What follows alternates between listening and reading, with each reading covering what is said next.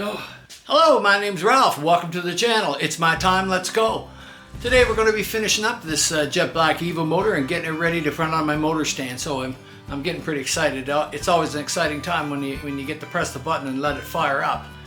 Be it good, be it bad. It's always exciting and it's never dull. So I think that today we're going to be finishing up and buttoning up all the things that we need, all our oil lines, all the small connections and things you don't think about, doing the timing, putting the exhaust on it. All those sort of things got to be done even though it's on this stand. But tomorrow I think we're going to have it all finished. So okay, let's get at it. So I've got my motor bolted down to the stand, but the stand is fully adjustable this way. So that we can make sure if the sprocket, I don't want to hang the sprocket way out on the end of the shaft for any reason, depending on where it was. And right now I'm on the sprocket fairly well, almost all the way. So what we do is we take a straight edge from our bottom sprocket here and we line it up on the sprocket.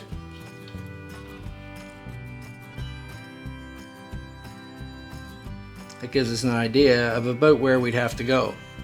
So in order for me to move the sprocket out that far, I'd have to stack it and move this out, way out to the end. Out like that. And I certainly don't want to do that. So we're just going to loosen up the bolts and reset them and see if we can get a little closer. So we can start by loosening off some of our side bolts here.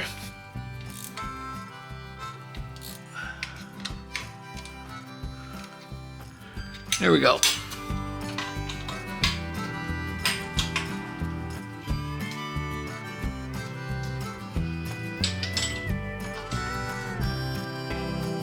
So we get the front bolts loose now.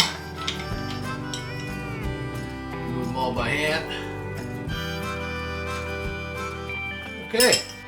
Having those mounts all loose on the bottom, now we should be able to slide our motor back and tap it back into place to get it so we can get a good alignment in the back where I can get my sprockets lined up true to each other. So we'll see if we can tap her back. There we go.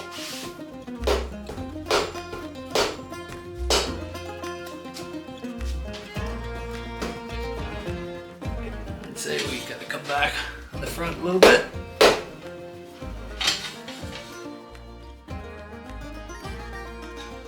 Okay, so with getting close, I'm going to stick my straight edge in there again and get a visual between the sprockets. And now I can see by lining them up that I'm actually out just a little bit too far. I'm really happy with where the sprockets are sitting on the shaft, so to me I'm better off to move it back a little bit. Don't take much.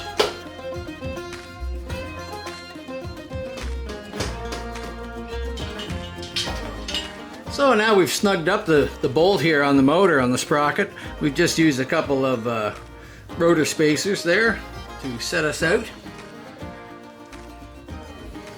And we've adjusted our motor to about where we think it should be.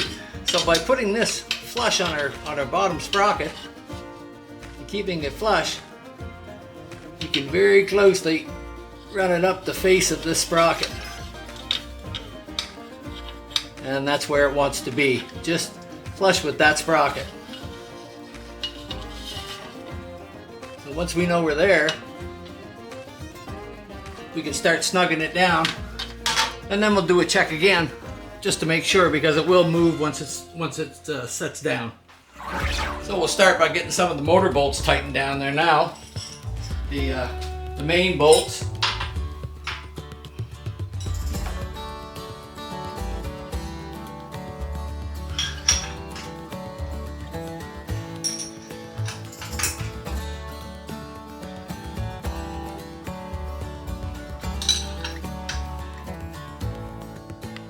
All right.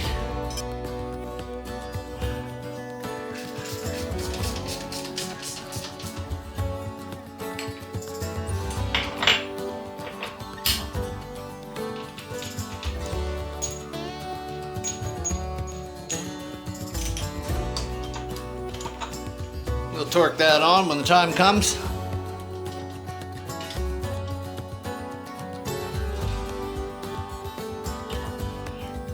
So now that we've got it lined up,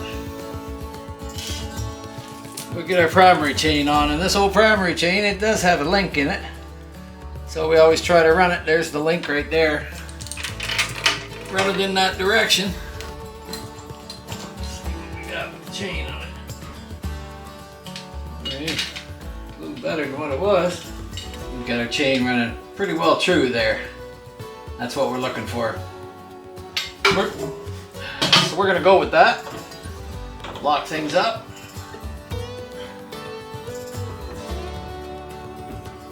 A little bit of play in it, but I don't want it to be really loose.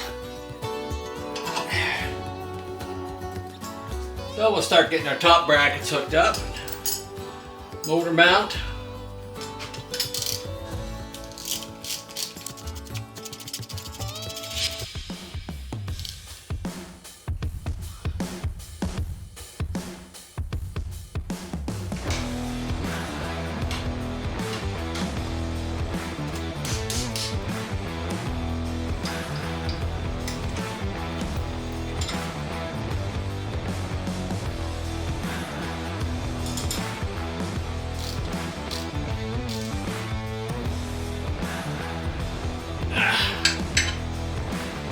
Okay, we're getting some stuff on her.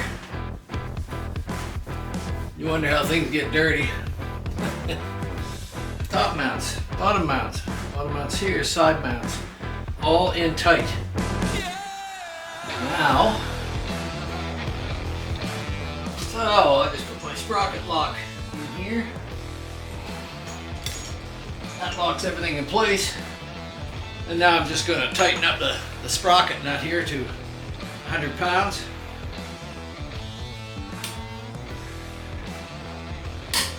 There we go. 100 pounds on there, and that just ensures that everything stays nice and tight. The bottom one is torqued on as well, so nothing is going anywhere there. We're good and tight, and those are torqued on, so I think I'll put my cover on. It's another piece to the puzzle, and just keep picking away at things till we get this thing ready to fire up. Okay, cover.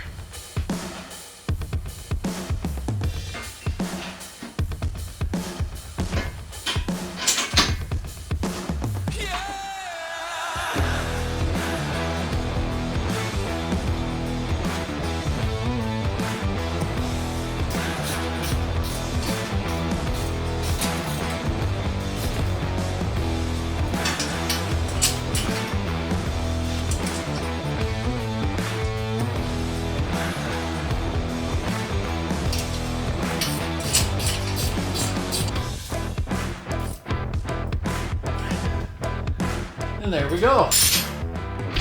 Shroud's just kind of a safety little thing built into it there that, you know, I've run a lot of motors on there. I've never had that come apart, but things can come apart and people do get hurt. And if something was to let go or a nut come loose or something like that while that engine was running and that chain started to come out and go around, I would probably beat a lot of things to pieces, but this would probably save you enough to get the hell out of the way so you didn't get caught up in it spinning there. All right, let's move on to some other stuff. So I had the last few minute things to do to tidy up here on this, and I had to hook these crossover lines because this is 92 and up head breather. S&S comes with this crossover line to go into their carburetor, and they leave you extra length on this, which is nice because now you can set it where you want and it's not going to interfere with your choke mechanism at all. So that's pretty cool. It's those little things that we have to get buttoned up. I need a little air cap screw for there. So we're just going to pick away at some of those things and try to get those things ready now. It's the little details before we hook everything up. Now I've got a small oil line hook up on the bottom of this pump. This pump is a 92 and up, and it takes the solid steel lines on it, and I still haven't decided if I'm even going to use them, but I have mounted my air filter up front in case I do. But at this point I'd like to just pump it back through my system. So I'm going to have to remove the plug down here, and we're going to have to take that out. And what we'll do is replace it with a little 1/8 one in there, and we can run a little extra oil line. It doesn't hurt anything, and get it up to where I want it. So we could use these steel lines on it, but I'm still not quite sure about that. And I haven't quite decided yet whether I'm going to do that or go with stainless lines, or depends how I use this motor. But it's a good possibility for just that little bit of chrome. I don't think it'll hurt too much. But I may hook them up anyway. just so that they're there and then it's complete. I'll have to make my mind up on that. I'm not quite sure. I could hook it up there and put a filter on it. No big deal, I guess. I gotta run more oil line anyway, and that way our oil line will probably go straight down to it. So maybe I'll have a look at this, and maybe I will hook up these oil lines and just get them hooked up, and then I can hook off the return line right back here, and everything's hunky-dory, and I don't have to take fittings out. So, and I may have to leave it that way anyway. So, all right. Yeah, so I'm just going to take this fitting out and put the 1/8 one in for now.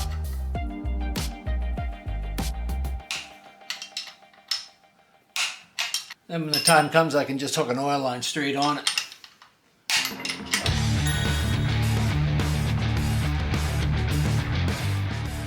All the oil lines on my stand are set up a certain way and cut to a certain length, so I don't really want to change them. Got a whole bunch of extra line just for one run. Now I can just run one off here, right back up. So we got some hose and a metal piece and stuff.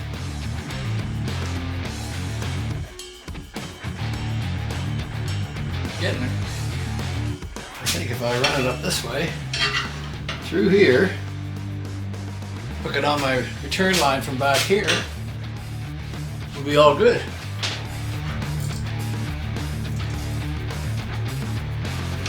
There we go. Okay. I'm gonna have to prime the pump here. So I'm gonna put my feed line on. There. There.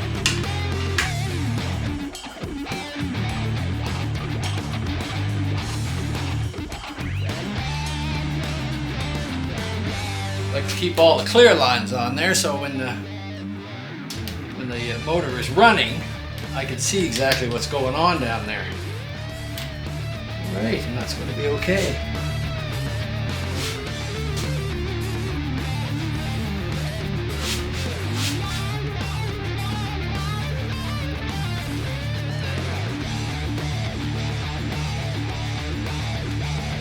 Take the little plug out here.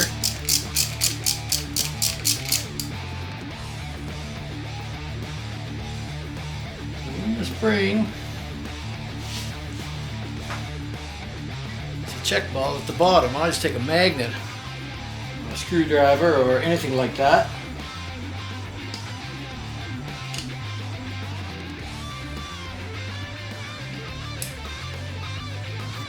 So be able to fish it out just like that.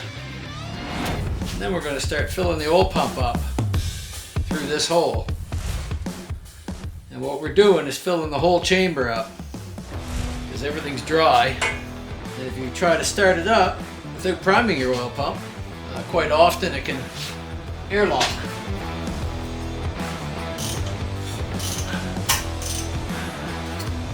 Here we go. Actually pushing a little bit of it out, so drop our little ball back in there. Spring.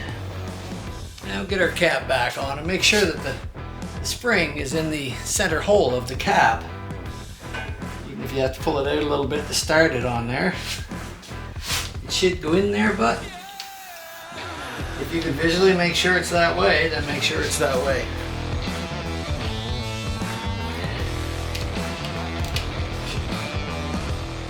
Now we've got these lines on, we know that the pump is primed. Next we want to put our breather hose on.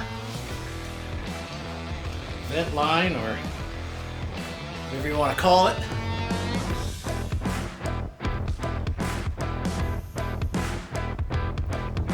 Make sure your hose clamp's on the right way so you can get at the screws. There we go.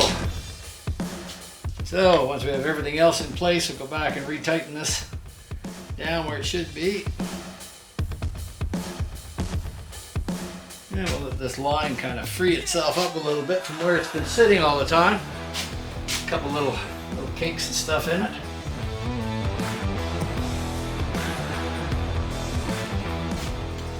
Now we've left this one loose here, right here. It's Not tight at all, as I said before, because I was going to put an oil pressure gauge on there. So now is the time.